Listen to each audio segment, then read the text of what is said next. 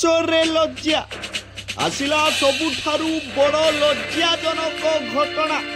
ହଁ ଦର୍ଶକ ବନ୍ଧୁ, ଆପଣ ଦେଖୁଛନ୍ତି ସୂଚନା ସ୍ୱର ଟିଭି ମାଧ୍ୟମରେ।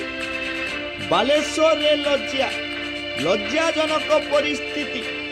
ବାଲେଶ୍ୱର ଟାଉନ ଥାନା ଅଧୀନ ମଧୁଆମିଲ ଛକରେ ଘଟିଛି ଏଭଳି ଏକ ଲଜ୍ଜାଜନକ ଘଟଣା। 60 ବର୍ଷର ବୃଦ୍ଧ 7 ବର୍ଷର ଝିଅକୁ କରିଲା ଦୁଷ୍କର୍ମ। ଅଭିଯୁକ୍ତ ହେଲେ शेख मंसूर। 17 तारिखରେ टाउन थाना पुलिस केस नंबर 171/25 मामला रुजु करिछि।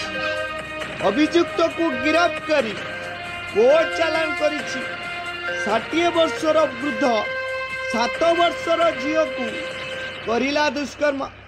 अति लज्जाजनक घटना।